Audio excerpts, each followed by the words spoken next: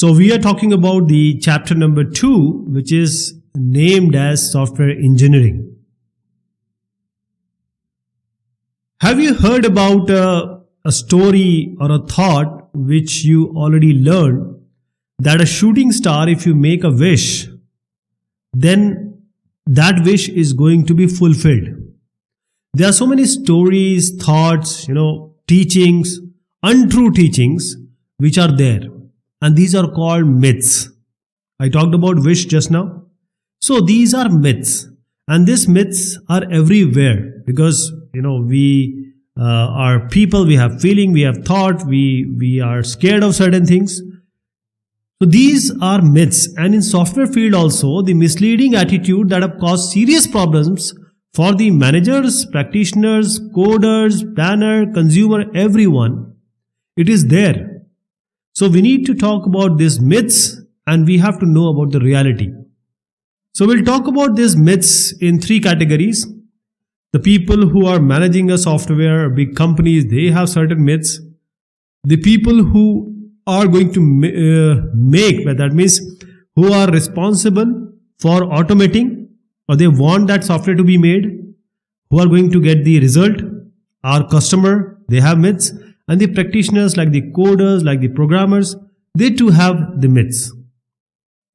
So the management myth, the people who are managing a software team, program manager or the group manager.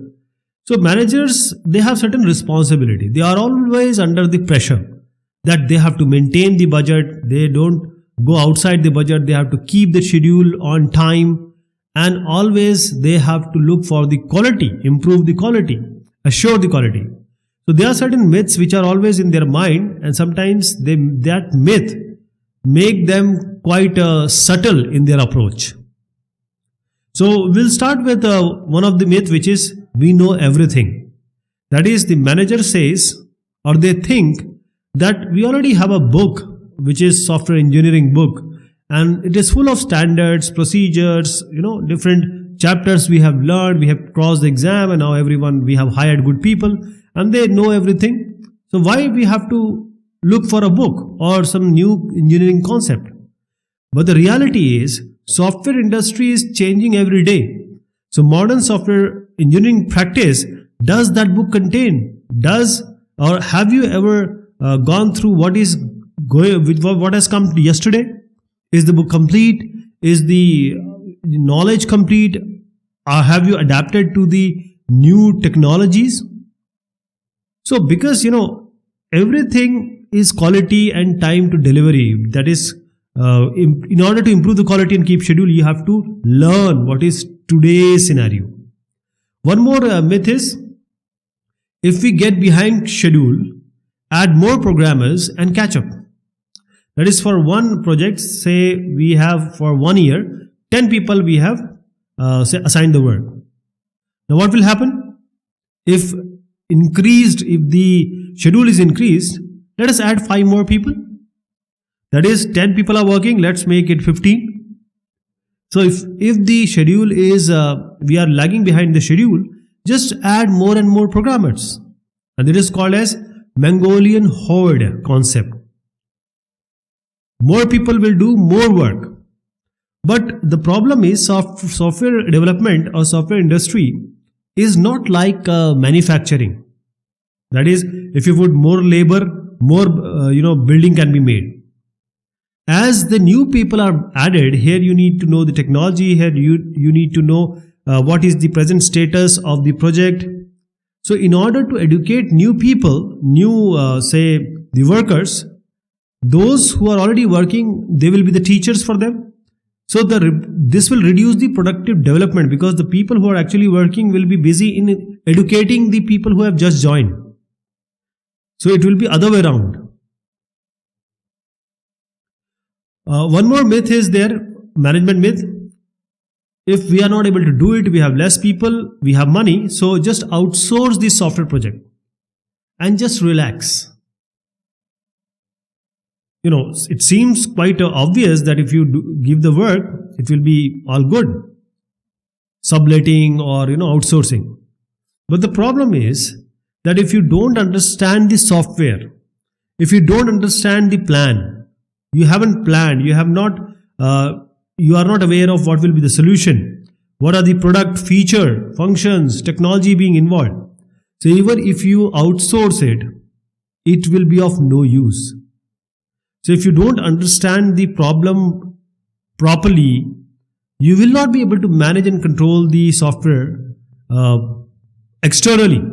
If you don't know it internally, there will be no output or advantage of giving it to the other people. Now, customer who have come to you to make the software or the website or the app, now they have their own myth. They just say, I'll give you one statement. Say, I have to make an inventory management software. They'll come to you and they'll say just make it. But again, there is a myth. The customer says we can fill the details or we can describe them later. But when the idea or the input which is given by the consumer is ambiguous, that is, it is not clear, you are not able to make the consumer, or consumer is not able to make the user or the developer understand the problem. Means everything has to be discussed. This will be a recipe for disaster. If the requirements are not being made, that is the customer and the developer, they are not talking, they are not communicating, there is not continuous interaction between them, the requirements are not being understood effectively or properly, the result will not be good. There is one more myth in terms of the customer. Okay, when the customer sleeps one day, next day he comes up with you that okay, these are the things you can just incorporate, or these are the things which I don't want, just remove or delete it. So he thinks that the software is flexible like this lady, and the software can be changed anytime. But the reality is there is a proper software configuration management which we have to deal. The requirement or the changes will propagate the errors or the problems everywhere in the software. Okay, so if at the design, before the design or coding, if the changes are requested, it is good. Otherwise, it will be a debacle. What will be the practitioner myth? Practitioners are basically those who write the program, who code the program. So those who are actually the coder or implementer, they also have certain myths. They say once we write the program and get it to work like this women is running, our job is done. They just start, or everyone thinks that okay, we have to make a program, just start coding. So if we start just coding or writing the program, they think that okay, our work will be done. But the concept of software engineering or this science, it's all about making a stout, strong, efficient software. So the industry data has told us the 60 to 80% of our effort of this coding and on all the allied work will be done only after you give the first deliverable to the customer. Not before that. Now there is one more myth. Until I get the program running, I have no way of assessing its quality. That means if I don't have a perceivable, observable software in front of me, how can I check the quality? How can I assess or analyze the quality? But the reality is, it is not always that the program should be made to test the quality. There are number of ways. Always testing is not the way. So one of the most effective software quality assurance mechanism is technical review. Show the team that this what we are planning, this what we have made, this what we are modeled, this what we have designed, and all these software defects can be reviewed, can be classified and can be removed earlier. One more myth is the only deliverable work product for a successful project is the working program. Okay. Now this seems quite obvious. Yes, it has to be. But only deliverable is not your software. As software engineering has taken its roots in the software industry, because it is so important, the working program is one of the part. If you don't write software requirement specification, both the parties don't sign it.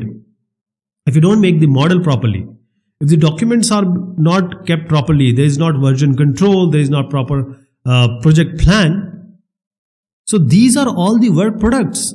If all these are not being made, you will not have any kind of guidance. How are you going to make the software, support the software, maintain the software, deliver the software, change management? All these have to be done.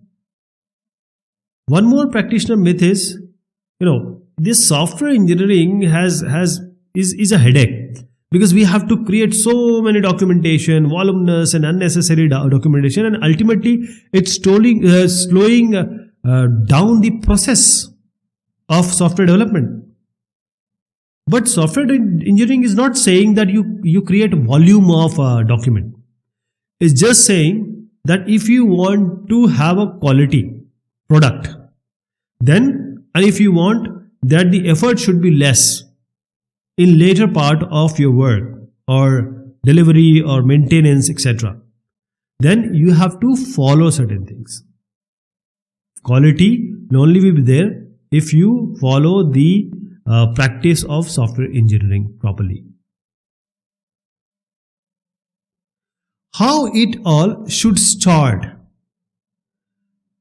Now, the software or website or any kind of automation, this has just come, or this will only come from certain business need. Government, individual, organization, enterprises, everyone, for their automation and to be in the market, they need to make these things, and it's all business. So why do the software engineering practice come into the discussion? Is sometime I'll show you why we need it. There is an existing application, there is some error or problem defect, so we need to correct it. That is why the software engineering concepts are being used. There is a legacy software system. Now the environment has changed, technology has changed, we need to adapt it now. There is already an existing application, we need to add certain features, some functions, some requirement. So this is present scenario. So for that, this software will be made, or a new software will be made. For example, USB is there, 3.0, or 5.0 will come, 8.0 will come. We don't know. But the new technology will definitely be governed by the present app, software, and the websites. This is how it all starts, business. Okay, I'll give you an example here. How does it start? How does a project start? So there is a conversation between certain people here. So this is the scenario is, certain people are discussing in meeting room. So this corporation or a company, this is a fictional company. So they are making product for consumer and commercial use also. Now this person is called Mal Golden. He is a senior manager or product development senior manager he is. The woman is Lisa Perez. She is a marketing manager. Now we have the other person who is Lee Warren, and Lee Warren is the engineering manager. He is Lee Warren. And then we have the vice president, executive vice president of the business development. He is called Joe Camilleri. Now what is the discussion? So Joe is, now in the conversation he is saying that, okay guys, I am hearing about certain universal wireless box generic, which you guys are planning to make. So this is what he heard. So Lee says, yeah, it's very cool. It will be the size of a matchbook, and there will be certain sensors attached to it. There will be a digital camera. It is going to work using the 802.11 wireless protocol. So the devices will be connected without wires. So it will be new generation of product. So Joe says, do you agree, Mal? Now Mal says, yes, sir. The sales are flat now. We need to increase them. So Lisa and Mal has done some market research, and then they have decided that this kind of product which they are planning will be a game changer. So Joe says how big it is. Mal says, tell him, Lisa. So Lisa is now saying that we are going to make a new generation home management products which will be called as Safe Home. So it will have a new wireless interface. People will be able to control it by their PC or their mobile, and they can do turning off, turning on of their home air conditioner, all that kind of thing. So now Lee was saying that it is quite feasible and it's doable, and most hardware is off the shelf. So software will be the issue. So we have to work for the software. Now Joe says, okay, tell me the bottom line. So the Mal is saying in USA, we really need it. It will be a killer app, killer software, killer website. So now the app concept has taken shape. So Joe is now smiling. Okay, let's take it to the next level. This is how the software is inception take place. This is how things start for an organization. So this is how your role will come as a software engineer. You are going to make the software for them, app for them, website for them. So this is how a project starts, with a normal conversation in a company. Okay, this is all about this discussion. Thank you so much. Take care of yourself.